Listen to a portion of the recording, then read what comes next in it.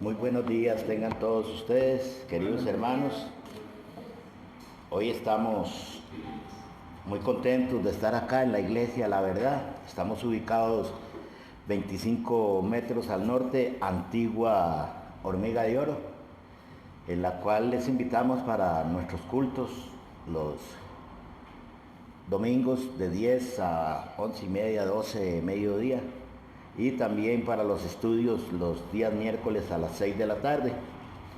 Hoy es un día muy especial. Hoy tenemos la cena del Señor. Para todos los que nos escuchan, los que nos ven, les decimos que si no tienen el vino ni el pan, pueden buscar cualquier fresquito que sea símbolo del vino, lo mismo que el pancito, hasta una galletita soda puede ser. Es un privilegio tener hoy la cena del Señor y vamos ahora a ver por qué es que se hace la cena del Señor y para qué es que se hace la cena del Señor. Vamos a orar primero antes de todo para que Dios sea el primero que nos dé el entendimiento y la sabiduría. Señor, le damos gracias a usted por todo lo que usted nos da, cosas que a veces no las vemos a la par, pero no las valoramos. Son bendiciones que de lo alto que usted nos da, y así como manda el sol para toda la gente, también usted manda las bendiciones para todo aquel que le sigue. Padre de la gloria, le pedimos por todas las personas que están enfermitas, aquellos que tienen enfermos espiritualmente, que no quieren venir a la iglesia, que usted les abra el corazón y la mente para que veamos que aquí es como el hospital. Venimos los enfermitos del alma, pero usted es el que soluciona todos los problemas, Señor. Padre, le pedimos también por todos aquellos que vienen para el culto y que se apresure los pasos que usted tiene para ellos, Señor. Cúbrele la entrada y la salida, lo mismo que hoy este culto, para que nosotros podamos guardar en nuestro corazón la bendición del culto, que es traer bendición y llevar bendición para nuestros hogares, para cada uno de nosotros. Hoy estamos con el proverbio también, el número 8, que lo habíamos dejado, como era tan grande, el proverbio llegamos hasta el 20. Entonces lo vamos a hacer igual, como siempre lo hacemos, en forma antifonal. Recordarles siempre papel y lápiz para que ustedes anoten y después lo revisen en sus casas. El 21 dice: para hacer que los que me aman tengan su heredad y que yo llene sus tesoros. Jehová me poseía en el principio, ¿verdad? Ajá, sí, Señor. Ya de antiguo, antes de sus obras. Eternamente tuve el principado desde el principio, antes de la tierra. Antes de los abismos fui engendrada, antes que fuesen las fuentes de las muchas aguas. Antes que los montes fuesen formados, antes que los collados, ya había sido yo engendrada. No había aún hecho la tierra, ni los campos, ni el principio del polvo del mundo. Cuando formaba los cielos, allí estaba yo. Cuando trazaba el círculo sobre la faz del abismo. Cuando firmaba los cielos arriba, cuando firmaba las fuentes del abismo. Cuando ponía al mar su estatuto para que las aguas no traspasen su mandamiento. Cuando establecía los fundamentos de la tierra. Con él estaba yo ordenándolo, y era su delicia de día y día, teniendo sus obras delante de él todo el tiempo. Me regocijo en la parte habitable de su tierra, y mis delicias son los hijos de los hombres. Ahora pues, hijos, bienaventurados que guardan mis caminos. Atended el consejo y sed sabios, y no los menospreciéis. Bienaventurado el hombre que me escucha, velando a mis puertas cada día, aguardando los votos de mis fuertes. Porque el que me halle hallará la vida, y alcanzará el favor de Jehová. Mas el que peca contra mí defrauda tu alma. Los que me aborrecen aman la muerte. Amén. Aquí hay un versículo, estos dos son muy lindos. El 28 dice: cuando afirmaba los cielos arriba, cuando afirmaba las fuentes del abismo, cuando ponía el mar en estatuto para que las aguas no traspasen sus mandamientos, cuando establecía los fundamentos de la tierra, con él estaba yo ordenándolo. ¿Quién estaba con él? Su Hijo Jesucristo, ¿verdad? Con él estaba yo ordenándolo todo y era su delicia de día y de noche, de día en día, teniendo solaz delante de él en todo tiempo. O sea, Dios se deleitaba formando todo para nosotros. Él se gozaba haciendo todo eso. Y el 36 dice, mas el que peca contra mí defrauda su alma. Todos los que me aborrecen, aman la muerte. Cuando uno no está en paz, cuando uno tiene algún problema, pecó contra Dios, el alma está con un conflicto. No hay paz en el alma. Por eso dice, si se arrepienten y vienen a mí, yo los perdonaré. Entonces, para que lo pongamos en práctica, bueno, esa es una práctica que a mí me vuelve a la paz, devolverme a Cristo, porque Él es el perdonador de todos los pecados. Para eso Él vino a morir. No es que tampoco yo hoy voy a hacer que peco y como decía, el que peca y hace empata, ¿verdad? No, sino que Dios, Él es el galardonador del dueño de todo el mundo, de toda la tierra, del mar, así como lo dice aquí, y Él siempre espera que nosotros nos humillemos delante de Él. Muchas veces tenemos que hacerlo porque queremos vivir en paz, nuestra alma está defraudada, pensémoslo bien. Entonces, por hoy vamos a dejar el proverbio por aquí y seguimos con el culto.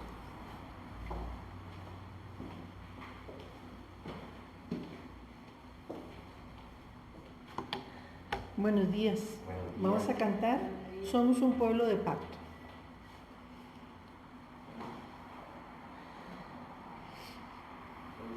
¿Ya?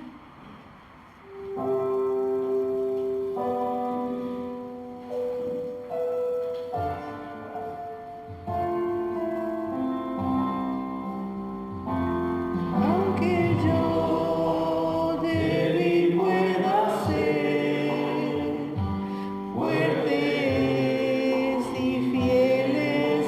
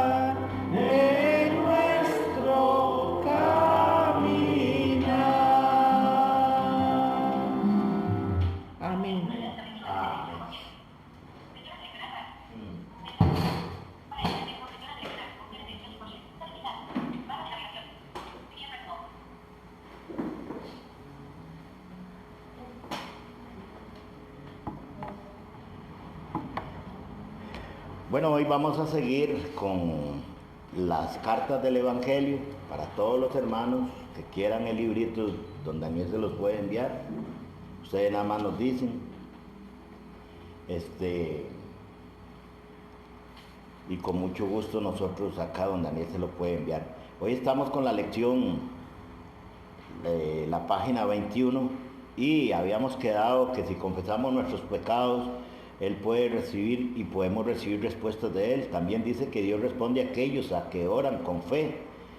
Dios responde también a aquellos que oran pacientemente hasta el final, que no se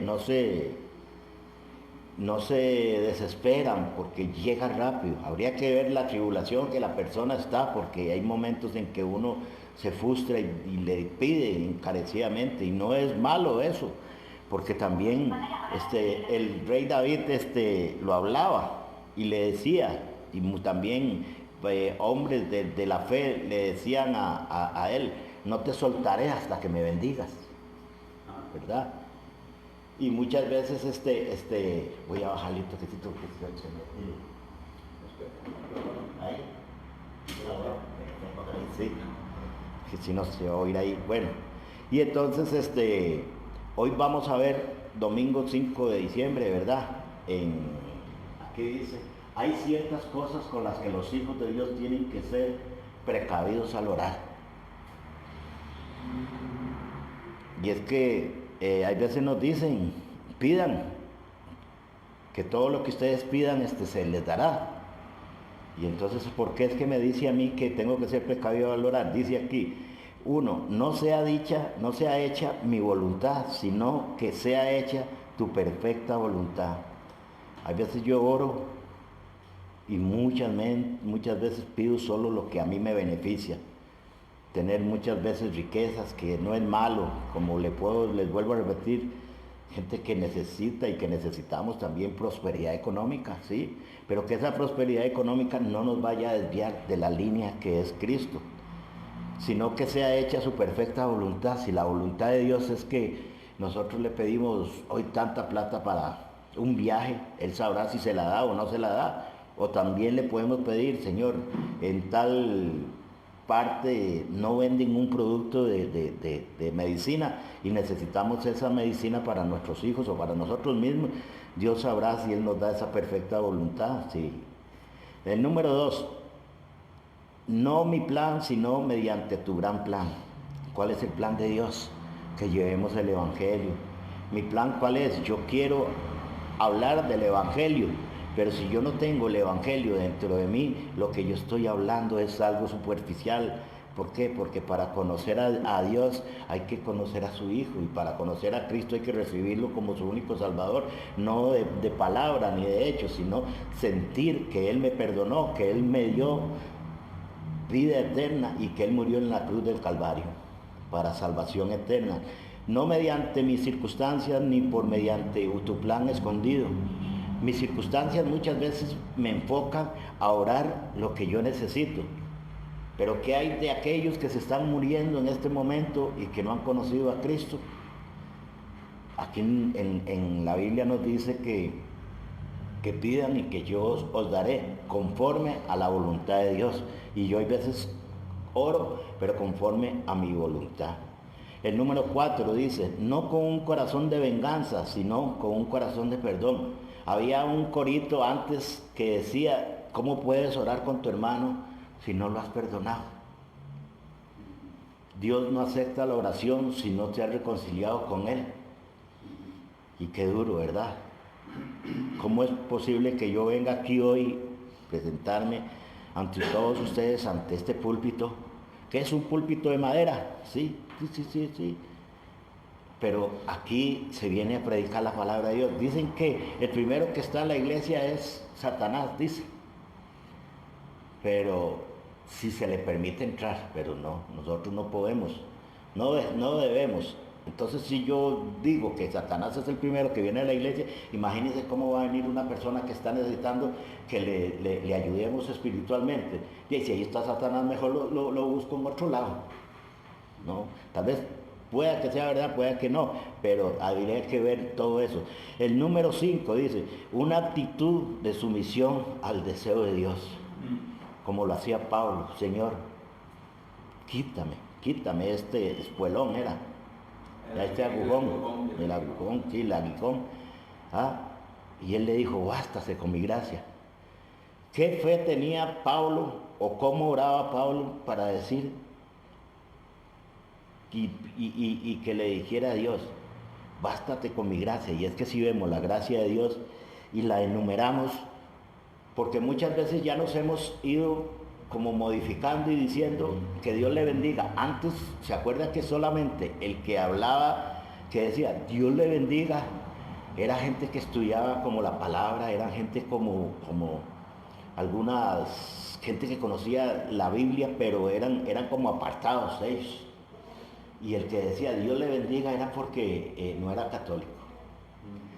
Y ahora, por la gracia de Dios, y hay veces no sé yo ni qué es la gracia de Dios, hay veces no lo entiendo, entonces nos hacemos como periquitos de oro, que le dice mucha gente, repetitivos de la palabra de Dios, pero no la sentimos. La oración, el 4. La oración es una ciencia espiritual. ¿Por qué? Porque eso solo entre Dios y uno puede estar. Solamente ahí la concentración que tenemos entre Él. Por eso dice que nosotros debemos de tener, ojalá orar casi siempre aparte, la intimidad con Dios, tener esa relación que nos hace unirnos. Y dice: cuando oras, el Espíritu Santo obra. Lucas 11:13. Aquí en Lucas 11:13 dice: pues si vosotros, siendo malos, sabéis dar buenas dádivas a vuestros... Si alguien la tiene, porque yo creo que la puse... 11:13.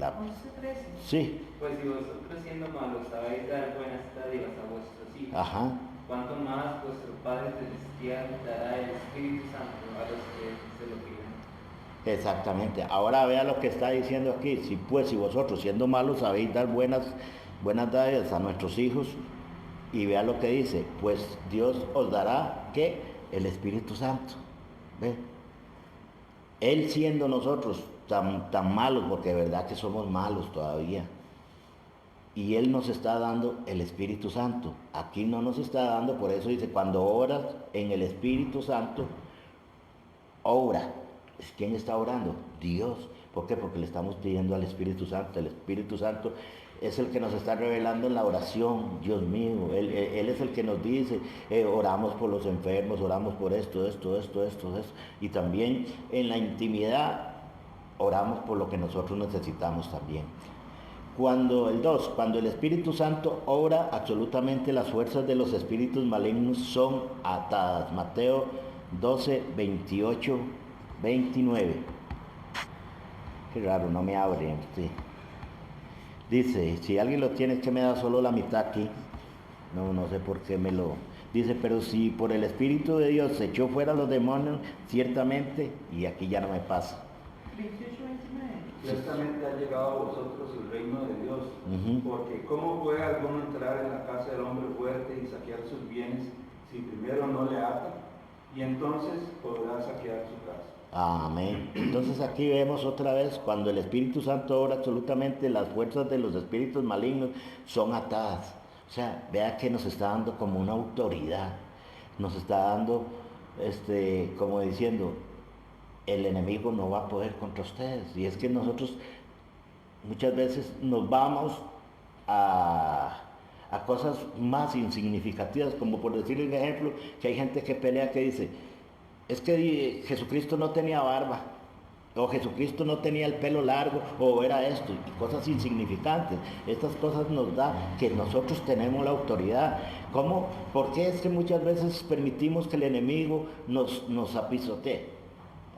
Porque no tenemos la seguridad y la confianza de que Dios nos ha enviado al Espíritu Santo. Él dice: y les enviaré poder. Si alguien me lo puede ir leyendo también, Hebreos 1:14, para irlo así. Dice, aquí en el 3 dice: cuando el Espíritu Santo obra, los poderes de los ángeles de Dios son movilizados para llevar a la palabra de Dios. Hebreos 1:14. ¿No son todos los espíritus administradores enviados para servicio a favor de los que serán herederos de la salvación? ya está, ve. Aquí dice, cuando el Espíritu Santo obra, los poderes de los ángeles de Dios son movilizados para llevar la palabra. Y dice, no son todos espíritus ministradores enviados para servicio de Dios. También hay ángeles que son enviados por Satanás. También hay ángeles que son enviados por Dios, ¿verdad? Y entonces aquí vemos cómo se obra también hasta el poder de los ángeles. Mire, hasta los ángeles llevan nuestras oraciones a Dios. Apocalipsis 8, del 3 al 5. Otro ángel vino y se paró ante el altar con un incensario de oro y se le dio mucho incienso para añadirlo a las oraciones de todos los santos sobre el altar de oro que estaba delante del trono. Y de la mano del ángel subió la presencia de Dios el humo del incienso con las oraciones de los santos. Y el ángel tomó el incenciario y lo llenó del fuego del altar y lo arrojó a la tierra, y hubo truenos y voces y relámpagos Y un terremoto. Vea lo que está hablando sobre el ángel, sobre los ángeles. Otro ángel vino entonces y él se paró ante el altar con un incienso de oro. Él les está dando. Pero recuerde también que Dios les ha dado un poder, pero no se lo ha dado todos a ellos, sino nosotros somos más que los ángeles. Pero también si lo vemos al otro lado, ¿qué son los ángeles? Son mensajeros. Nosotros somos mensajeros de la palabra de Dios. Daniel 10:20. He aquí una mano me tocó e hizo que pusiese sobre mí mis rodillas, y qué más, que no me lo abre. 10:20. Ajá. Y él me dijo, ¿sabes por qué he venido Del 10 al 20. Del 10 al 20. Sí. Y aquí una mano me tocó e hizo que me pusieran sobre mis rodillas y sobre las palmas de mis manos. Y me dijo, Daniel, varón muy amado, está atento a las palabras que te hablaré y ponte en pie, porque a ti he sido enviado ahora. Mientras hablaba esto conmigo, me puse en pie temblando. Entonces me dijo, Daniel, no temas, porque desde el primer día que dispusiste tu corazón a entender y a humillarte en la presencia de tu Dios, fueron oídas tus palabras, y a causa de tus palabras yo he venido. Mas el príncipe del reino de Persia se me opuso durante 21 días, pero he aquí Miguel, uno de mis principales príncipes, vino para ayudarme, y quedé allí con los reyes de Persia. He venido para hacerte saber lo que ha de venir a tu pueblo en los postreros días, porque la visión es para todos para estos días. Mientras me decía estas palabras, estaba yo con los ojos puestos en tierra y enmudecido. Pero he aquí, uno con semejanza de hijo de hombre tocó mis labios. Entonces abrí mi boca y hablé, y dije al que estaba delante de mí, Señor mío, con visión me han sobrevenido dolores, y no me queda fuerza. ¿Cómo, pues, podrá el siervo de mi Señor hablar como mi Señor? Porque al instante me faltó la fuerza, y no me quedó aliento. Y aquel que tenía semejanza de hombre me tocó otra vez y me fortaleció. Y me dijo, muy amado, no temas, la paz sea contigo, esfuérzate y sé valiente. Amén. Y mientras él me hablaba, recobré las fuerzas y dije, hable mi Señor, porque me has fortalecido. Y él me dijo, ¿sabes por qué he venido a ti? Pues ahora tengo que volver para pelear contra el príncipe de Persia, y al terminar con él, el príncipe de Grecia vendrá. Amén. Vean aquí donde dice el 13, dice, mas el príncipe del reino de Persia se me opuso. Siempre se va a oponer la gente en nosotros. Hasta los mismos mismos hermanos, ellos creen una cosa, nosotros creemos una cosa, pero la que manda es la palabra de Dios. Mas el príncipe del reino de Persia se me opuso durante 21 días, pero he aquí Miguel, ¿Cuál Miguel es? El arcángel, ¿verdad? El arcángel. Se dan cuenta que Dios utilizaba ángeles. Entonces aquí nosotros, uno de los principales príncipes vino para ayudarme y quedé allí con los reyes de Persia. He venido para hacerte saber que ha de venir a tu pueblo en los postreros días, porque la visión de ellos es para todos ellos. Y después vemos aquí al último, ¿cómo vemos que Dios enviaba ángeles? ¿A quién mandaba ángeles él? Él mandaba ángeles cuando iba a nacer la Virgen, cuando concibió, cuando le habló de Juan, cuando habló del Mesías, iba a venir un ángel, ¿verdad?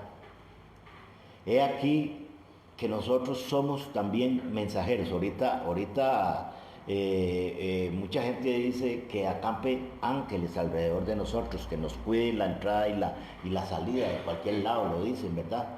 Pero también nosotros vemos que nosotros estamos rodeados de ángeles. Mucha gente también ha puesto cosas donde le dice que el ángel de Jehová siempre te proteja. Y también hay gente que le dice que el ángel de la guarda te acompaña. ¿Cuál es el ángel de la guarda? O sea, descubrimos que es más fácil decir que Cristo te acompañe que el ángel, pero también hay que ver que dice que Él nos hizo diferentes a los ángeles y a nosotros. Él nos ha dado un poder. Cuando se llega a una oración y una persona se arrepiente y tiene a Cristo, recibe a su Cristo como su único Salvador, dicen que los ángeles callan en el cielo para escuchar la oración de todo aquel hombre que se arrepintió y que ha llegado ante Cristo para perdón de pecados de nosotros. Y después lo vemos aquí en Judas 1:9 creo que es, donde también el arcángel está peleando por el alma de Moisés, ¿sí? Y él ¿qué le dijo? Que el Señor te reprenda, el ángel. ¿Ve? Dice que nosotros también tenemos poder para exhortar la palabra del Señor. No es que vamos a andar haciendo loco ahí, mire, yo le exhorto a usted y le saco los demonios y todo eso. Pero nosotros aquí, lo que yo quiero decirles es que Dios nos está dando que es una ciencia espiritual la oración. Por eso cuando el Espíritu ora, los poderes de los ángeles de Dios son movilizados para llevar la palabra de Dios. Nosotros somos movilizados, somos mensajeros para llevar la palabra verdaderamente de Dios. Entonces, para que lo entendamos, que si un ángel se vista de luz por lo que se diga, y si no trae la palabra de Dios, no puede ser verdaderamente un enviado, porque Satanás siempre va a mandar a distorsionar la palabra de Dios. Buenos días, muchas gracias. Amén.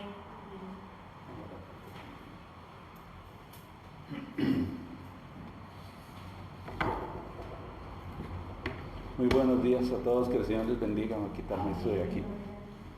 Buenos días, Marco, ¿cómo está? Yo uso algo para acá.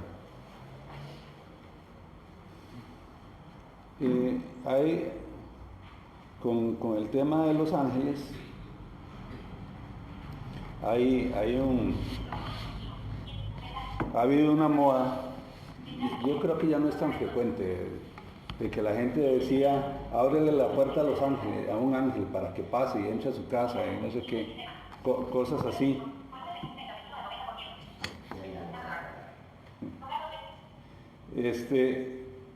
Y hay personas que creen o consideran que uno puede darle órdenes a los ángeles, y no es así. Los ángeles están sujetos a la autoridad de Dios, no de nosotros. Y eso es importante tenerlo claro. Amén. Porque si no podemos confundirnos. Pero sí, lo que es cierto, lo que ha compartido Marvin, y yo quiero nada más ampliar en Hebreos 1:14, ¿verdad? Que confirma que los ángeles, dice, voy a leerlo exactamente como dice. Voy a darle vuelta a esto para que no me estorbe tanto. Dice Hebreos 1:14. Esto es hablando de los ángeles.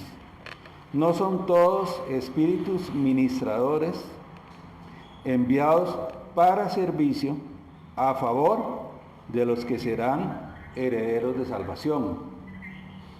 Tengamos muy claro lo que dice la Escritura. Los ángeles están dispuestos por Dios para servir a aquellas personas que heredan o reciben salvación. Es decir, para las personas que hemos creído en Cristo como nuestro Señor y Salvador. Entonces, un ángel no va a estar, un ángel de Dios, y ahorita les digo por qué la aclaración, un ángel de Dios no va a estar al servicio de una persona no creyente. Así es, aquí lo dice. No son todos espíritus ministradores enviados para servicio a favor de los que serán herederos de salvación. Y recordemos, esto será tema para algún otro momento, pero hay dos tipos de ángeles: el ángel sujeto a la autoridad de Dios y los ángeles que se rebelaron en contra de la autoridad de Dios, que el cabecilla es Satanás, ¿verdad? Entonces también hay ángeles que le hacen el juego a Satanás. Esos ángeles nosotros los conocemos más como demonios, ¿verdad? Cuando hablamos de demonios estamos hablando de ángeles caídos, de ángeles que desobedecieron la autoridad del Señor y que se alinearon con Satanás. Es tema para un estudio bíblico en alguna otra ocasión. Pero bien lo dice Marvin conforme a lo que enseña la Escritura. Los ángeles están al servicio de nosotros, no a las órdenes de nosotros. Es diferente.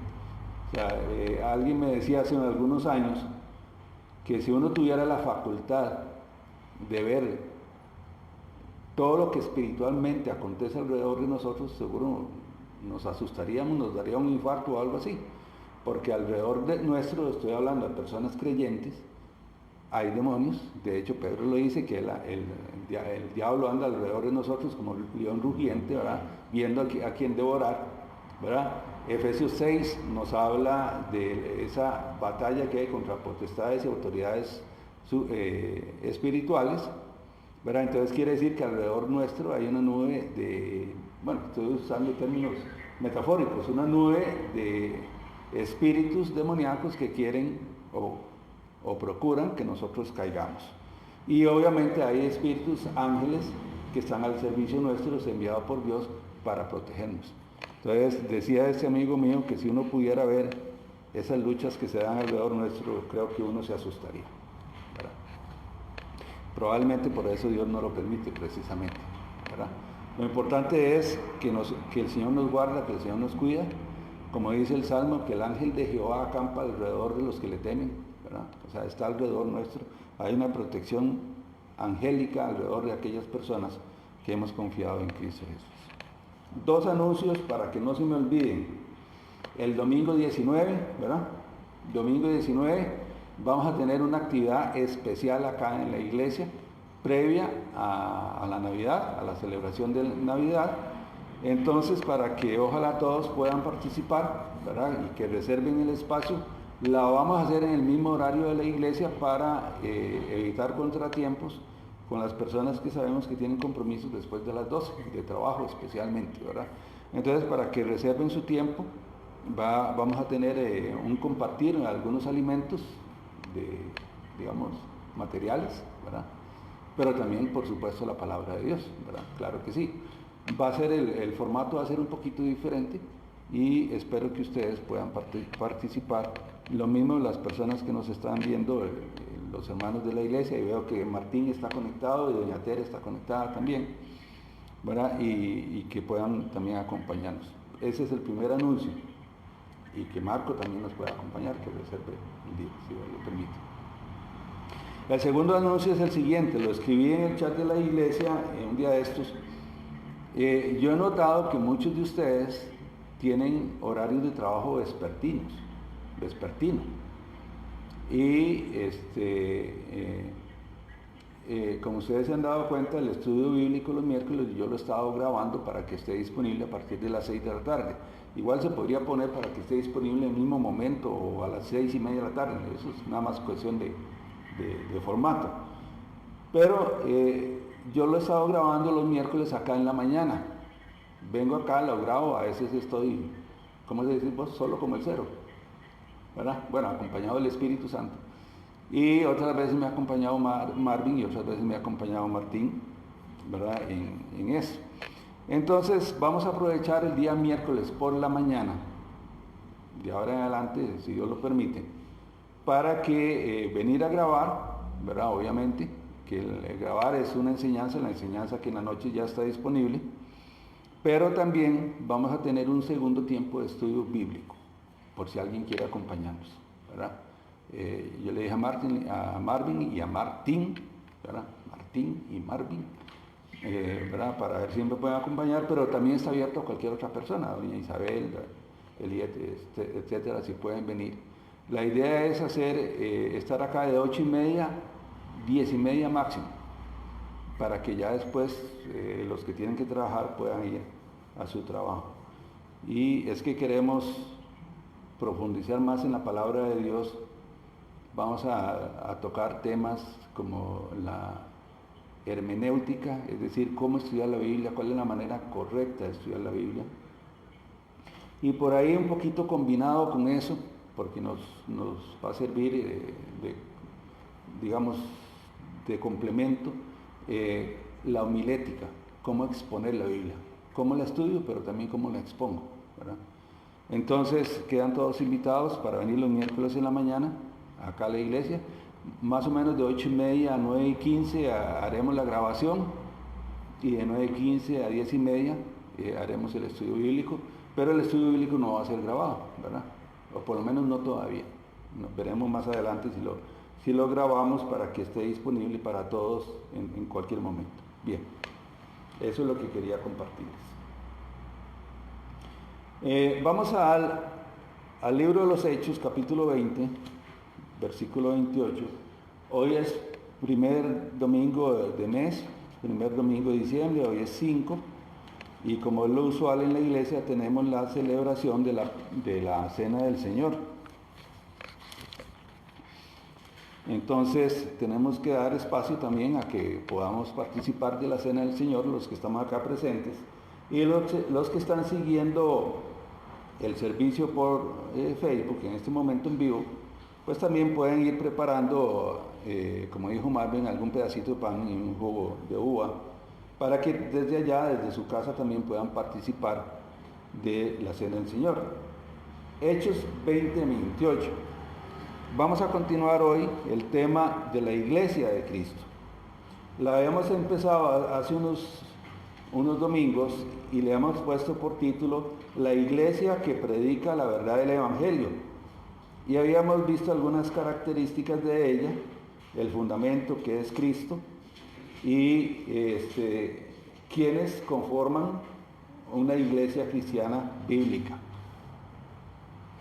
Y habíamos terminado en esa ocasión haciendo ver por la Escritura que la iglesia está constituida por aquellas personas pecadoras que han recibido a Cristo como su Señor y Salvador, y que el fundamento de la iglesia es Cristo, y de que la iglesia debe edificarse sobre los textos de los profetas y de los apóstoles, dice la Escritura, siendo Jesucristo mismo la cabeza de ambos. Okay, hasta ahí más o menos habíamos llegado la semana pasada, hace 15 días. Y hoy vamos a continuar con la segunda parte. Probablemente no vamos a agotar el tema, en razón principalmente del tiempo. Hechos 20:28 dice así la palabra del Señor.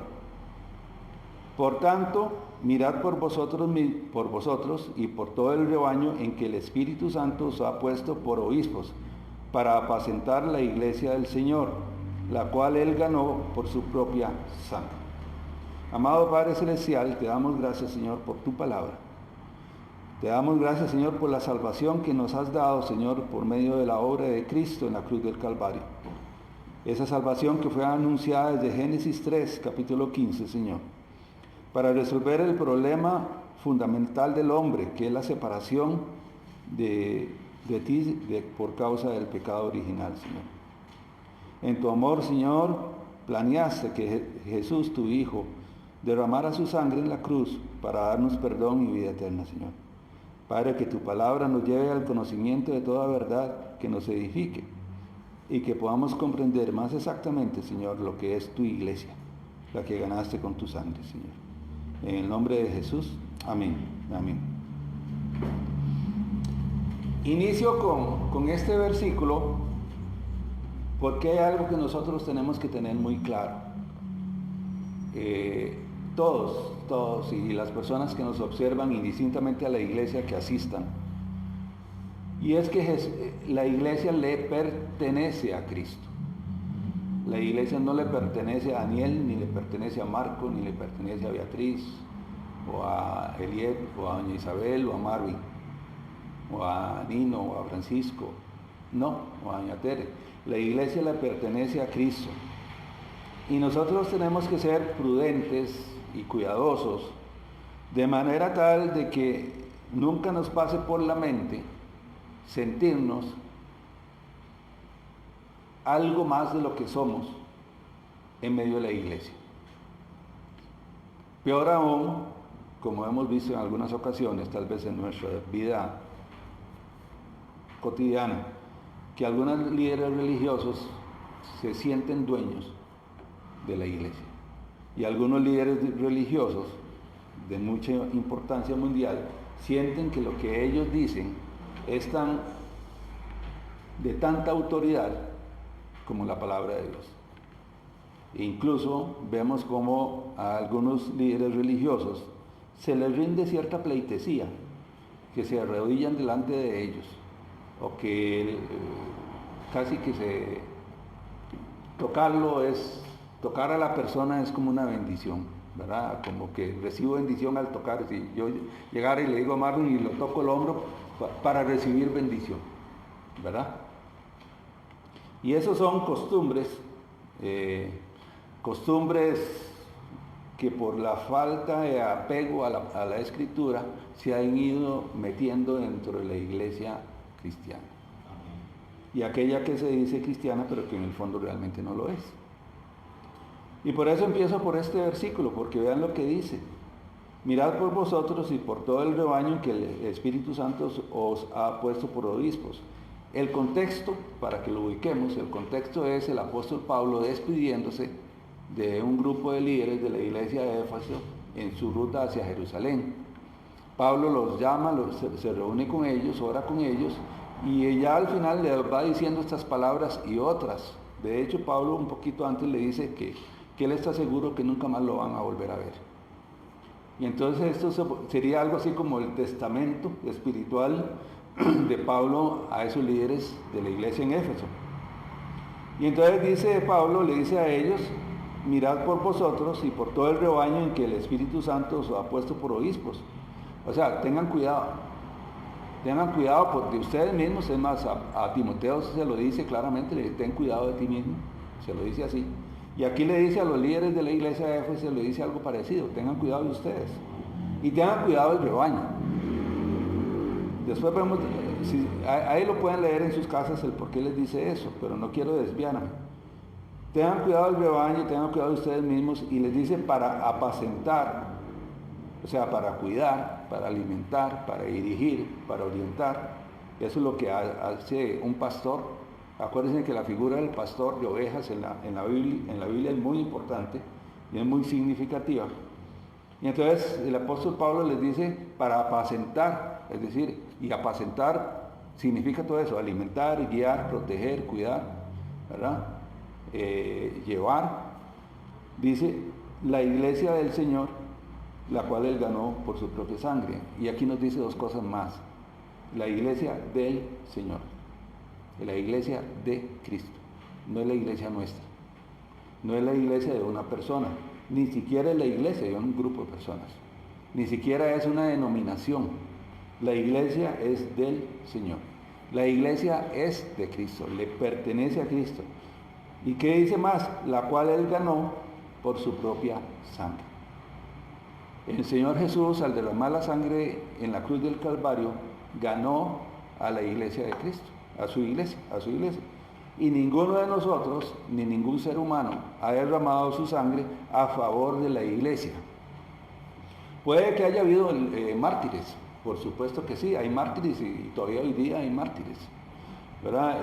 De hecho, recibí hoy un correo de aquella familia misionera que está en un país de Asia, ustedes saben de cuál se trata. Y escribía a la señora de que pide oración por el ministerio que ellos llevan, ¿verdad? Que tiene que ser llevado en la clandestinidad. Ellos no pueden decir abiertamente que son cristianos y menos aún predicar. O sea, usted puede salir aquí en Costa Rica en la calle y decir yo soy cristiano, nada le pasa, a lo sumo se burlan, pero allá los matan.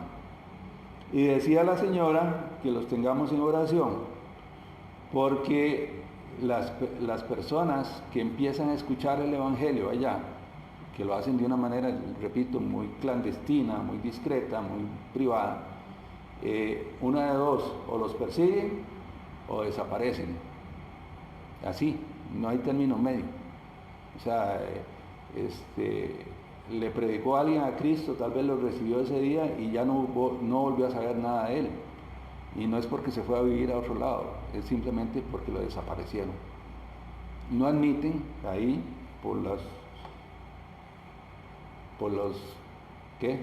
la imposición religiosa que hay en esa zona, no admiten la predicación abierta del cristianismo y menos toleran que alguien sea cristiano. Y ese es el ambiente que hay. Y tal vez, como les decía, haya gente que muera por el evangelio hoy día, pero solo Jesucristo derramó su sangre por la iglesia, es decir, por todos nosotros, por la iglesia alrededor del mundo, para darnos esa opción de perdón y de vida eterna. Y entonces, partiendo de aquí, hoy vamos a ver un tema, la misión de la iglesia. ¿Para qué estamos nosotros? Y voy a ir a un versículo que citamos muy frecuentemente, que todos ya espero que lo tengan bien identificado, y es Hechos capítulo 1, versículo 8. La primera misión de la iglesia es ser testigos con alcance mundial. Eso es lo que debe ser la iglesia. Hechos 1:8 dice: recibiréis poder cuando haya venido sobre vosotros el Espíritu Santo, y me seréis testigos en Jerusalén, en toda Judea, en Samaria y hasta lo último de la tierra. Esa es la misión fundamental de la iglesia de Cristo. Esa es la esencia de la iglesia de Cristo. Esa es la razón de ser de la iglesia de Cristo. Ser testigos y predicar el evangelio. Eso es a lo que es llamada la iglesia. La iglesia no es llamada a involucrarse en asuntos de política. Obviamente la iglesia debe conocer el entorno civil, el entorno político en el que se desarrolla, porque de lo contrario no puede advertir si hay problemas que enfrentar. Como estos misioneros que les digo, o sea, si ellos están ajenos a lo que ocurre alrededor, no duran una semana, los matan en una semana, ¿verdad? Tienen que estar atentos en eso. Pero la iglesia no está llamada a meterse en política. De hecho, es mi opinión personal que si un pastor desea meterse en política, que los hay, ¿verdad? Y no es que hay que coartarle la libertad de postularse, pues lo que debe hacer es renunciar a su posición de pastorado. El Señor dijo muy claramente que no se puede servir a dos amos, ¿verdad?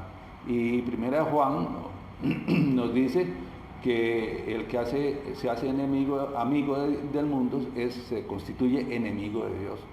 Entonces es muy difícil balancear principios cristianos que podemos defenderlos en el entorno de la iglesia local y hablar de ellos en la iglesia local, a cuando ya estás en el ejercicio del poder político, donde las circunstancias te pueden llevar incluso a rechazar los principios cristianos, en conveniencia de una situación estrictamente política. Y no digo que los cristianos no se metan en política. De hecho, nuestra responsabilidad, por ejemplo, ahora en las elecciones es ir a votar. ¿Por quién? Bueno, ya cada quien en su conciencia decidirá, pero es responsabilidad porque nosotros estamos sujetos a las autoridades civiles, porque la Biblia lo enseña, en Romanos capítulo 13, por ejemplo. Entonces debemos participar en ese sentido, pero no involucrarnos, ¿verdad? Es muy comprometedor en particular para un pastor que se involucre en política en puestos de elección popular. Tarde o temprano va a ser enfrentado y confrontado entre los principios bíblicos y la conveniencia electoral o política del momento. Y en teoría debería decidir por los principios bíblicos, pero muchas veces no ocurre así. Entonces, ¿qué es lo que ocurre? Que el testimonio cristiano se va viniendo al suelo. La palabra de Dios es menospreciada, la palabra de Dios es burlada, llamémoslo así, ¿verdad? Porque entonces, ¿de qué clase de cristianista sos? Si desde una curul estás legislando en favor de intereses que no son cristianos ni bíblicos. Entonces, les decía que el principal propósito de la Iglesia de Cristo, que Él ganó con su sangre, es ser testigos desde donde estamos hasta el fin del mundo, aunque seamos pocos. Doña Isabel me comentaba el otro día que ella le envía estos mensajes a una persona en Chile, ¿verdad? En Chile. O sea, estamos llegando más allá, más abajo de Panamá y Colombia y Perú y Bolivia. Estamos llegando casi hasta el fin del mundo, ¿verdad? Es una bendición que la palabra de Dios esté llegando hasta allá. Y es nuestra responsabilidad que esto llegue hasta allá. Yo ahí tengo, que me cuesta actualizar, no se me olvida, lo que llaman un blog en internet, que se llama, una página que se llama WordPress, seguro Marco la conoce, es donde uno puede ir escribiendo artículos. Y yo he escrito artículos ahí, bueno, en realidad lo que hago es transcribir los bosquejos. Y he recibido comentarios de Colombia, de Venezuela, y ahorita no me acuerdo a dónde más, pero la palabra de Dios puede llegar lejos. O sea, a veces uno tiene que quitarse las vendas físicas y las vendas humanas y confiar en el Señor de que la palabra y la misión de la iglesia va a ir más allá de la puerta de este local. Que la palabra de Dios va a ir más allá de nuestra casa, por ejemplo, o de nuestro barrio, o puede llegar mucho más allá de nuestro trabajo. ¿Por qué? Porque es nuestra responsabilidad, y lo digo también individualmente, no solo colectivamente, pues ser testigos en Jerusalén, Judea, Samaria y hasta lo último en la tierra. Ese es el principal y fundamental propósito de la iglesia cristiana.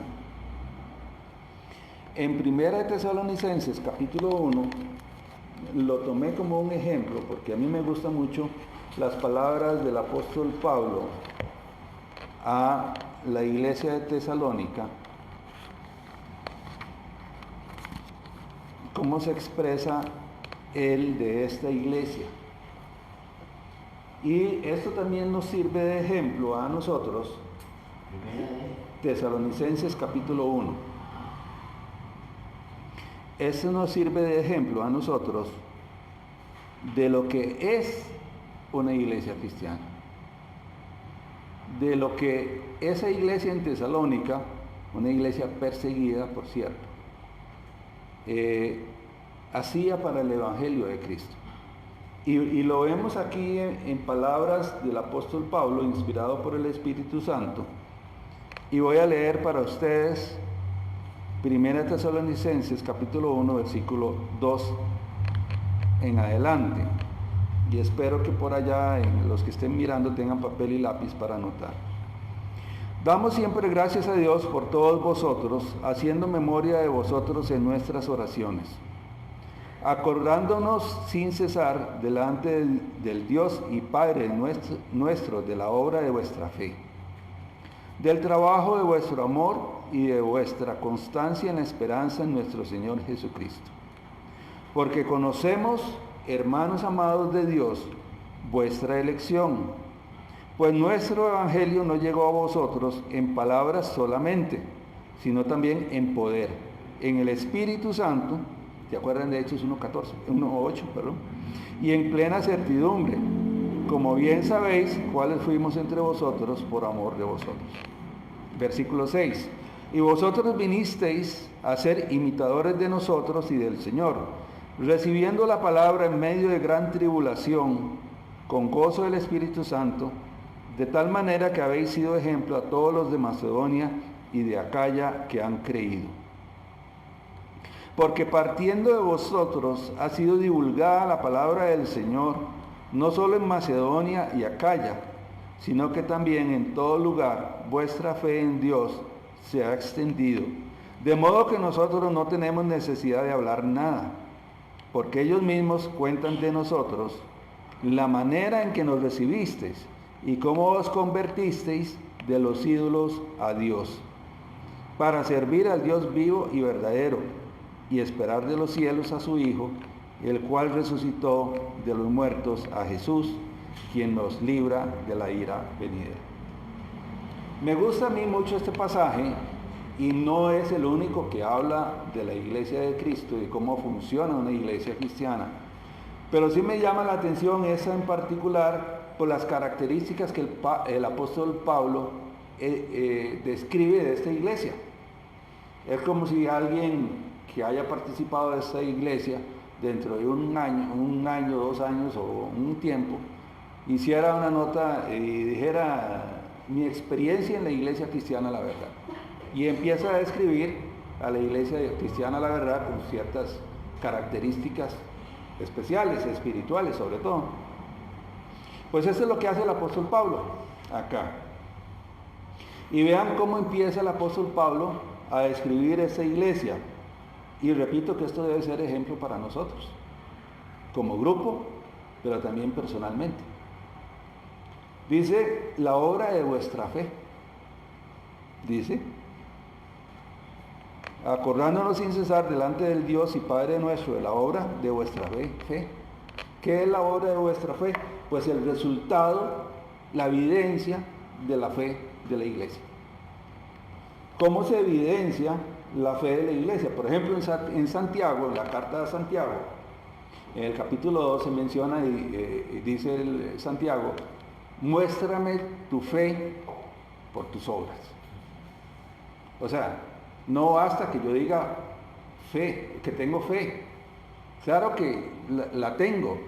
Creo en Cristo como mi único y suficiente Salvador. Y eso es lo importante, que en mi corazón yo haya recibido a Cristo como mi Salvador.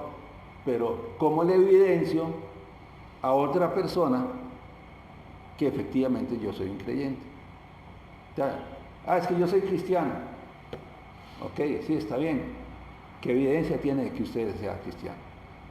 Y en eso hay que tener mucho cuidado, porque hay un grupo religioso que dice ser cristiano y realmente no lo es, que ellos dicen que uno tiene que, ya he recibido 4 llamadas de esos, ¿verdad?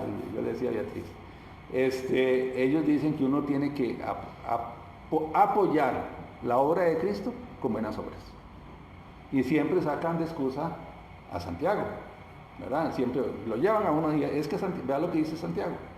No, lo que Santiago está hablando no es que yo complemento la obra de Cristo con obras, sino que yo evidencio la obra de Cristo en mi vida con mis obras, con mi testimonio, en pocas palabras. O sea, si digamos, yo digo que soy creyente, que soy cristiano, y que, no sé, por decir algo, me paso metido entre cantinas, ¿verdad? Como un hábito, como que lo que digo ser no está acorde con mi testimonio, ¿verdad? Y Santiago dice: muéstreme su fe por sus obras. O sea, la evidencia de mi fe la pueden ver otras personas por cómo me conduzco. Eso es lo que dice Santiago. Y eso es lo que dice aquí Pablo, le dice a los tesalonicenses: la obra de vuestra fe. Y lo que sigue es la descripción de esa obra, de lo que los tesalonicenses hacían. Vean lo que dice: la fe produce un efecto que es visible a las personas, ¿verdad? Dios no necesita que yo le muestre mi fe, porque Él me conoce mi corazón. O sea, definitivamente Dios sabe y conoce perfectamente si Daniel Guzmán ha recibido a Cristo como su Señor y Salvador, porque Él me conoce mejor que yo. Pero ¿cómo sabe Beatriz que yo soy creyente? Por mi conducta, por mi testimonio, ¿verdad? ¿Cómo saben las personas que están fuera de estas paredes que la iglesia cristiana, la verdad, es una verdadera iglesia cristiana? Por la evidencia de la fe. Por ejemplo, ¿qué predicamos? De hecho, Pablo le dice a las mujeres. Bueno, a las esposas concretamente le dice a las esposas que pueden ganar a sus maridos por su testimonio. Vean qué importante es el testimonio. Y se lo dice exactamente así. Algunas pueden ganar a sus maridos por su testimonio, por su conducta, es como lo dice. Además, hasta recomienda que sin palabras, no hable nada, para que más choque, ¿verdad? No, vea el cambio, vea mi vida, ¿verdad? Y entonces, en algún momento, las personas se preguntarán, qué raro, ¿qué le pasó a este tipo que antes era así y ahora es aquí? Y yo les he comentado en muchas oportunidades mi experiencia siendo muy chiquito, de edad 6 años, 7 por ahí, que estaba yo en la escuela hace más de medio siglo, ¿verdad? Hace más de medio siglo. Y a mí me dijo la maestra que no se junte con fulanito, ojalá supiera yo quién es ese fulano para ir a buscarlo, porque ese es protestante. Y apenas me lo dijo, digo yo, pero qué raro, él tiene algo diferente. Y yo veía en él algo diferente. Y nunca me dijo, bueno, no recuerdo, que me haya hablado de la Biblia. Pero yo veía algo diferente en él. Por eso digo, me encantaría poder conocerlo, o reconocerlo ahora, tantos años después, y decirle, mira, vos fuiste testimonio para mí, aunque fuera así un chispazo. Pero yo le veía algo diferente, yo pensaba para mí, yo quisiera ser como él. Y las personas que nos conocen deberían vernos y decir, yo quisiera ser como fulano. Yo quisiera saber qué produjo en fulano o fulana el cambio y por qué ahora es así. Y esa es la obra de nuestra fe. Y no es algo, es como hablábamos el otro día, 1 Corintios 3:6, de que Dios nos va dando el crecimiento en nuestras vidas. No es algo que se gana de la noche a la mañana. En el proceso de estudiar la palabra, de la oración y todo eso, es donde la fe se va fortaleciendo y va creciendo. Dice, más adelante dice, como segundo punto, la evidencia del amor. ¿Cómo se tratan en la iglesia? Dice que, voy a leerlo exactamente, como lo dice aquí. Dice, vamos a ver, del trabajo de vuestro amor. O sea, el amor de la iglesia tesalónica, era evidente. Había amor. Había realmente un amor santo entre los miembros de la iglesia corintia. Y ese debe ser un ejemplo para nosotros también. Perdón, para Tesalónica. En Corintio, todo lo contrario, lo que había eran rencillas, eran pleitos, eran discusiones, había mucho celo, mucha discusión. Y como he dicho yo muchas veces, en la iglesia donde había más manifestación de dones espirituales, también había más manifestación de carnalidades. Pero no así la iglesia tesalónica, había una manifestación evidente de amor entre sus miembros. ¿Qué otra cosa nos dice? Constantes en la esperanza que es Cristo. Dice, y de vuestra constancia, estoy en el versículo 3, en la esperanza de nuestro Señor Jesucristo. Y a mí me llamó la atención, repasando esta enseñanza de hoy, de que justamente a esta iglesia el apóstol Pablo les vuelve a recordar acerca de la segunda venida de Cristo por la iglesia. Y sin embargo esa iglesia se mantenía a la expectativa, tenía esperanza del regreso de Cristo. Y aquí lo está diciendo. Y la iglesia cristiana bíblica debe tener y mantener constante y presente siempre la esperanza de la venida de Cristo. Esa es una expectativa que debemos mantener constantemente. Hablar de la segunda venida. Hoy celebramos la cena del Señor, la vamos a celebrar más adelante. Y la cena del Señor es un recordatorio de la obra de Cristo en la cruz, pero también es un anuncio de que el Señor va a venir nuevamente. Y la iglesia tesalónica tenía claramente presente eso, esa esperanza. tenían la certeza, la confianza de que el Señor iba a venir por ellos. ¿Qué otra cosa nos dice aquí? Dice,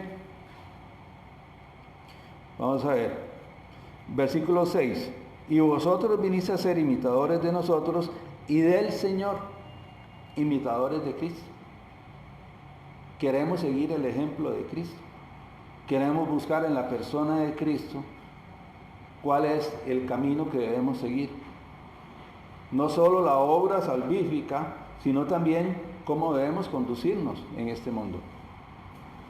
Hay un amigo mío que me recomendó leer un libro que, bueno, no lo he encontrado aquí, que se llama más o menos así, ¿qué haría Jesús? Yo no sé si Marco alguna vez se lo ha mencionado. Es muy frecuente en grupos de jóvenes, porque le hace la pregunta a uno, en una situación X, en la que uno es sometido a una decisión, preguntarse primero, ¿qué haría Jesús? Jesús aprobaría, Jesús, el Cristo, Jesús de Nazaret, ¿verdad? ¿Qué haría Jesús ante esta circunstancia? Yo haría lo mismo. Y eso es lo que nos dice el apóstol Pablo de esta iglesia. Dice, imitadores de nosotros, está hablando de Él y del Señor. La iglesia de Cristo debe buscar imitar la conducta del Señor Jesucristo. ¿Qué más nos dice inmediatamente? Recibiendo la palabra en medio de gran tribulación. La iglesia tesalónica no la tenía fácil. Probablemente una iglesia perseguida, no sabemos, pero que tenía tribulación. Pero véanlo cómo lo dice. Recibiendo la palabra en medio de gran tribulación, con gozo del Espíritu Santo. Y vuelvo al tema de estos misioneros que están en un país de Asia. En medio de la persecución, en medio del riesgo de perder sus vidas, ellos aún permanecen fieles predicando el Evangelio allí. Aunque la consecuencia de que los atrapen puede ser la muerte. Pero ellos en la iglesia tesalónica, en medio de toda la situación de tribulación, ellos recibían la palabra del Señor con gozo del Espíritu Santo. No es un gozo artificial. Acordémonos que uno de los frutos del Espíritu Santo es gozo, amor, gozo, paz, etc. O sea, gozo espiritual, había gozo. Las personas de la iglesia de Tesalónica se acercaban, no sé, al culto dominical, a la reunión de estudio bíblico, a las reuniones de estudio bíblico, con gozo para escuchar la palabra de Dios, aunque fueran perseguidos, aunque tuvieran problemas. Y dice más adelante, dice en versículo 7, de tal manera que habéis sido ejemplo para todos los de Macedonia y de Acaya que han creído. O sea, esa iglesia era perseguida, tenía amor, tenía evidencia, pero además era ejemplo para otros. ¿Se darían cuenta ellos de que eran ejemplos? No sé, yo no sé si se darían cuenta, pero eran ejemplos para otros. Y también nosotros, individualmente y colectivamente, podemos ser ejemplo para otras personas. Y debemos ser ejemplo para otras personas. ¿Qué nos dice también? De esa iglesia, porque partiendo de vosotros ha sido divulgada la palabra del Señor, no solo en Macedonia y Acaya, sino que también en todo lugar vuestra fe en Dios se ha extendido. Era una iglesia misionera, era una iglesia evangelística, era una iglesia que le gustaba predicar el evangelio en otros lugares. Entonces, esa es otra característica de una iglesia cristiana, evangélica, una iglesia cristiana del Nuevo Testamento. ¿Qué características tenían esas personas que constituían la iglesia tesalónica? Vean lo que dice. Dice el versículo 9, ¿y cómo os convertiste de los ídolos a Dios? ¿Cuál era el antecedente espiritual de los miembros de la iglesia? Que eran idólatras. Y creo que nosotros venimos, muchos de nosotros, de un contexto religioso que adoraba ídolos, en particular algunos muy cercanos por acá, ¿verdad? Pero venimos de ese contexto. Y en la iglesia tesalónica también había personas que eran adoradores de ídolos y se habían convertido a Dios. Y dice, para servir al Dios vivo y verdadero. ¿Cuál es el propósito de los miembros de la iglesia? Servir a Dios, al verdadero Dios. como dice aquí, al Dios vivo y verdadero. Y finalmente nos dice, y esperar de los cielos a su Hijo, el cual resucitó de los muertos, a Jesús, quien nos libra de la ira venidera.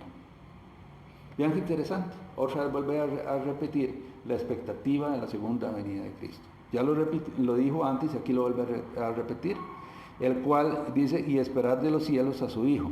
En el capítulo 5 se relata más el evento de la venida del Señor por su iglesia. Pero vean que esta iglesia de Tesalónica, además de que tenía que dar a su fe, era evidente a los demás. Había amor, había una esperanza en la segunda venida de Cristo, querían imitar al Señor, estaban receptivos a la palabra de Dios con gozo. Eran ejemplo para otros. Era una iglesia evangelista, misionera. Era una iglesia constituida por personas que habían sido idólatras. Pero era también esas personas, ahora estaban al servicio del Dios vivo y verdadero. Esas breves características de la iglesia tesalónica nos deben servir a nosotros de ejemplo para tratar de imitar la fe de ellos, para tratar de imitar lo que ellos hacían, a pesar de que nosotros tal vez no tengamos tanta tribulación. Las tribulaciones de nosotros pueden ser de otro tipo, circunstanciales, familiares, qué sé yo, pero gracias a Dios aún no hay persecución abierta y directa contra la iglesia de Cristo. Pero a pesar de todo eso, de esa tribulación con que la iglesia recibió el mensaje de la palabra de Dios, era una iglesia que predicaba el Evangelio, que iba más allá. Y esto, hermanos, para concluir por hoy, y todavía el tema de la iglesia sigue para más, pero debemos pasar a la celebración de la Cena del Señor. Yo quiero que cada uno de nosotros, en su corazón, vaya orando a Dios para que abra, ¿cómo decirlo? Para que prepare los campos donde cada uno de ustedes se desenvuelve. Yo sé que se los he dicho muchas veces. Les he dicho del discípulo, que el Señor les dé un discípulo, que el Señor les prepare alguien con quien compartir la palabra de Dios, que es lo que decía la iglesia tesalónica. Se los he dicho muchas veces y espero y deseo que estén orando por eso, para que el Señor les presente, así, en ese término exacto, les presente un discípulo. Pero también que el Señor les abra un espacio, un campo, que les prepare un campo donde predicar el Evangelio. Pienso yo que el Señor está preparando para la iglesia cristiana, la verdad, al menos 3 campos. Uno en Kirkot, con Martín, otro en La Laguna, con Marvin, y otro en la zona de San Blas y Vista Hermosa. ¿Cómo se llama ahí, Marco? Y Vista Hermosa, en esa zona, con las personas que estoy viendo acá al frente. Y probablemente también, espero, en el bosque cuando ya entre. Porque ninguno de nosotros está acá para venir los domingos o para ver el estudio los miércoles y ya. Debemos seguir el ejemplo de la iglesia tesalónica. Debemos ser una iglesia misionera, una iglesia en que el testimonio de la iglesia se conozca en diferentes lugares. Es más, que la gente diga, mira, tal iglesia está haciendo obra en San Blas, en Vista Hermosa, en otros lugares, ¿verdad? Entonces yo les digo, realmente oremos para que el Señor nos abra espacio. Yo he venido meditando mucho estos últimos días en que el año 2022 debe ser el año en que esta iglesia salga de las puertas, salga de las paredes. Debe ser el año en que esta iglesia siembre la palabra de Dios en otros lugares. Pero, siguiendo la instrucción bíblica, eso no lo voy a hacer yo. Yo no puedo. Yo no soy el Espíritu Santo para estar en todo lado, en todo momento. Lo que yo sí sé es que cada uno de ustedes y los que nos pueden estar viendo, Dios los ha puesto, los ha traído aquí y los ha puesto en un lugar porque es necesario compartir el Evangelio. Lo único que hay que hacer es disponerse y esperar en Dios y orar a Dios para que ese campo se abra. O sea, ahí donde Marco está trabajando, por ejemplo, o en su barrio. Yo no sé por qué a mí me atrae mucho el barrio ahí donde vive Marco. Con Maureen, con Cristel, ¿cómo se llamaba la otra muchacha? Bueno, ahorita no recuerdo el nombre. ¿Usted conoce a Cristel? No. Bueno, hay varias personas allá en ese barrio que han escuchado el Evangelio, incluso que han estudiado la palabra de Dios. Y pienso yo que también, digamos, la zona donde vive doña Isabel, ¿verdad? Por ahí, eso es como San Blas, ¿verdad? Más o menos, que está muy cerca de Marco, más o menos. Esa zona, sin ni hablar donde vive Marvin, ¿verdad? Pero es importante que nosotros oremos. Pero quiero decirles, orar con determinación, no sé cómo expresar estas palabras, esto que está dentro de mí, con convicción,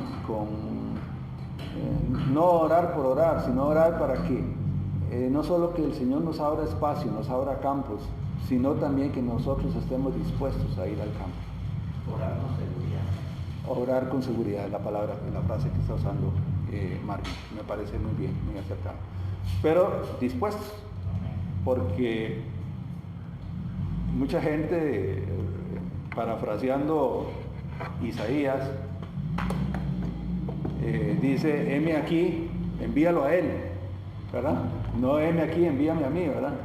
Parafraseando y haciendo un poco chota. Pero nosotros debemos orar al Señor para que nos abra espacio. Que el año 2022 sea un año en que la iglesia se expanda. Como dice la oración de Jabes, en primera o segunda de Crónicas, que le expanda los límites, que expanda los límites, que expanda el territorio de la iglesia, donde podamos predicar el Evangelio. Pero eso no lo podemos hacer, ni lo debemos hacer en nuestras fuerzas. Tiene que ser con el respaldo del Espíritu Santo. Bien, segunda parte del tema de la iglesia de Cristo. Deseo realmente que la palabra de Dios sea de bendición para todos ustedes, como lo es para mí. Marvin, entonces, ya saben, si alguien puede venir el miércoles en la mañana, cualquier Isabel, será bienvenida, Marco. Bueno, yo sé que Marco, el horario no se lo permite, y no sé, Eliet, cómo está el horario. Adelante. Bueno, hoy vamos a tomar la cena del Señor, pero quiero hacer una pregunta.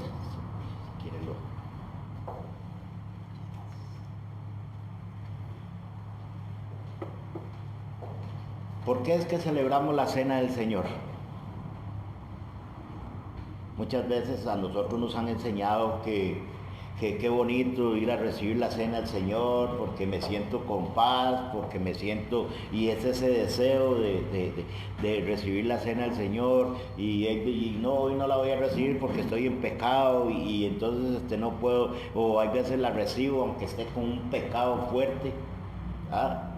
Y entonces, ¿por qué celebramos la cena del Señor?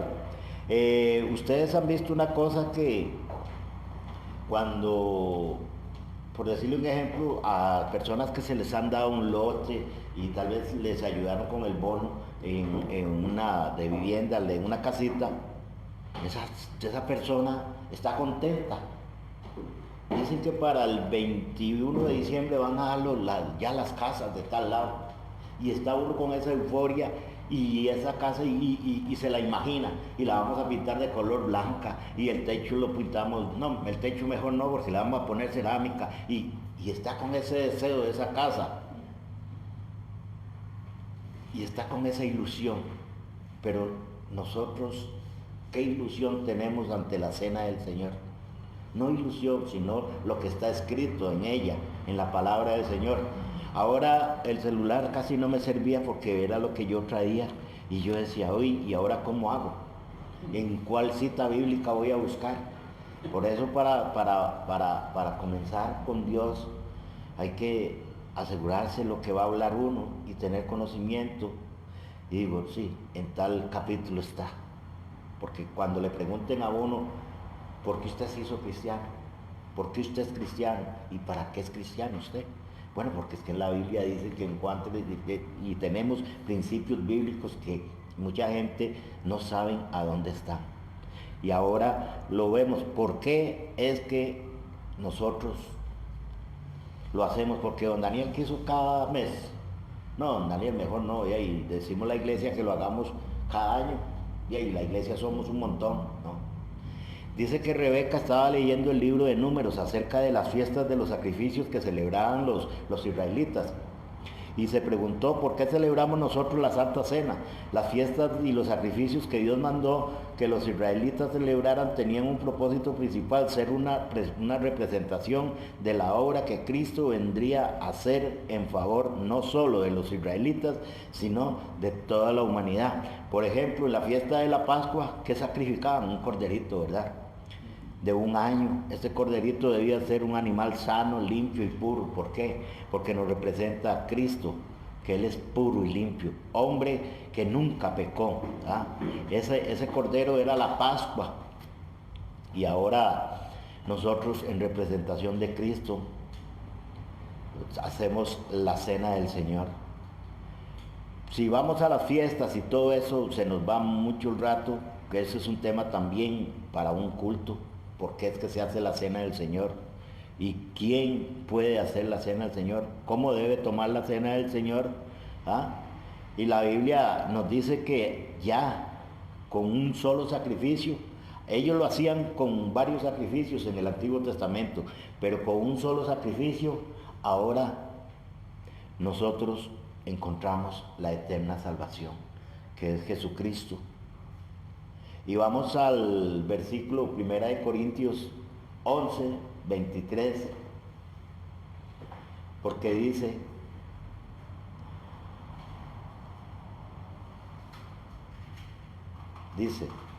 porque yo recibí del Señor lo que también os he enseñado, que el Señor Jesús, la noche que fue entregado, tomó el pan, ¿verdad?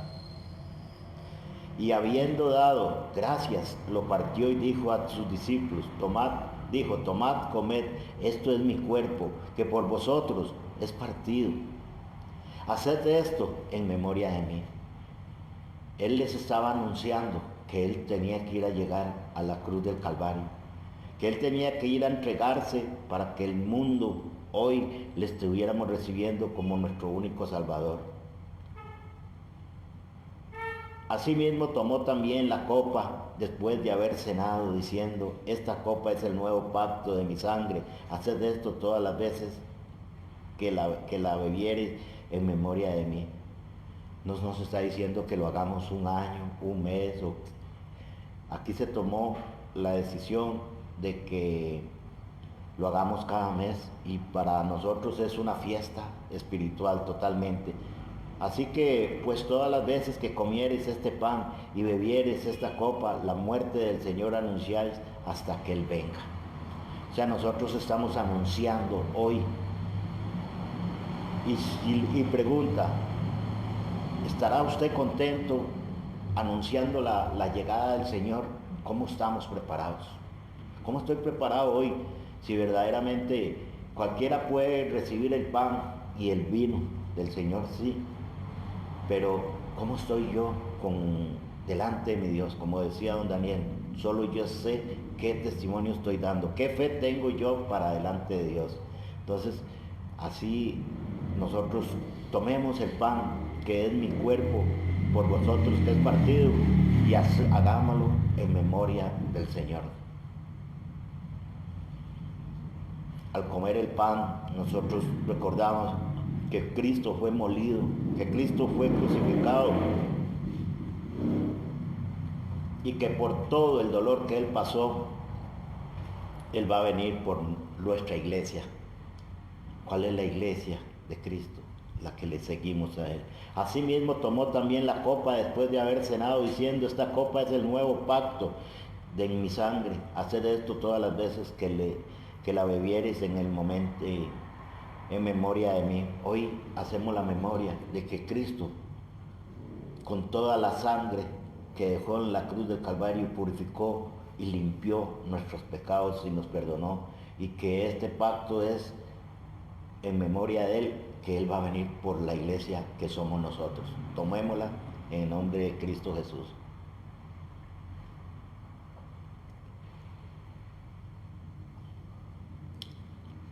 Al finalizar la cena nos sentimos contentos, orgullosos, más que todo agradecidos con Dios, porque ¿cuál hombre pudo hacer esto? Ni los ángeles, como lo decíamos ahora. No hay nadie que se entregara solamente por Dios.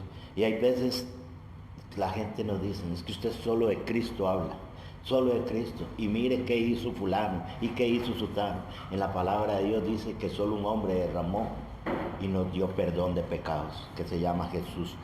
Vamos a cantar, y don Daniel ahora termina con la oración. Vamos a cantar una cancioncita que se la mandaron a todos en la iglesia. Vamos a ver.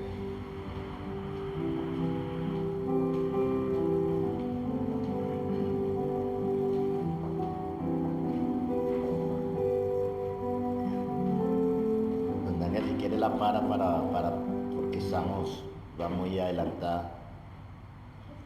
Ahí no sale, o sí sale ahí. Es que es aquí, o si quieres la paso. Sí, mejor, ¿verdad? Para que la leamos. Sí. Esta canción es muy linda porque se llama Sublime Gracia. ¿Ah? Y ¿qué es lo que nos da esta canción? La gracia de Dios manifestada en su Hijo Jesucristo para todos nosotros. Nosotros cuando cantamos al Señor, no le cantemos por cantarle, sino es como que se alegra. Cuando un mariachi le echa una serenata a una novia, se alegra, ¿verdad? O el día de la madre, o el día de la celebración. Dios se alegra cuando nosotros le cantamos y le adoramos a Él. Sí, Sublime Gracia se llama. A ver qué está. Vamos a ver. Sublime gracia del Señor, que un infeliz salvó.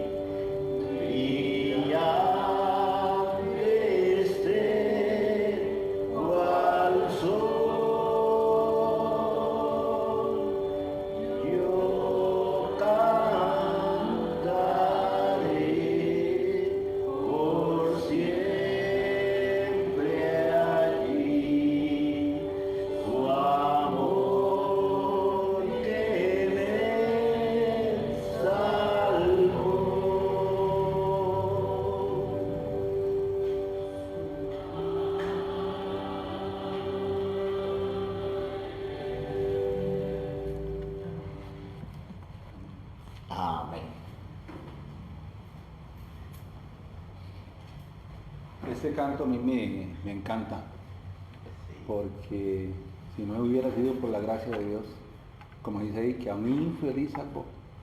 Esa es la verdad. Y es que muchas veces el infeliz le dice que lo ve como una palabra grosera y mala, ¿verdad? Ajá. No, que es feliz la persona que está sin Cristo. Por supuesto que no. Sí, sí. Además, la primera lección de las cartas del Evangelio es eso. ¿Por qué el hombre no es feliz? Pero a un infeliz salvó.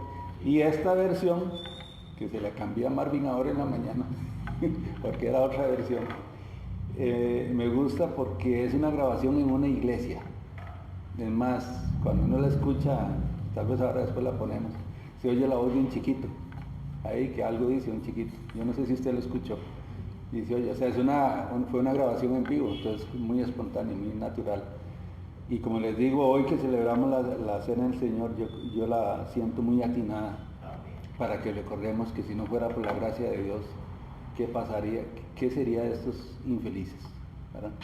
Que el Señor les bendiga, que tengan una excelente semana, y que el Señor haga su obra en cada uno de nosotros y en esta iglesia. Amén. Amén.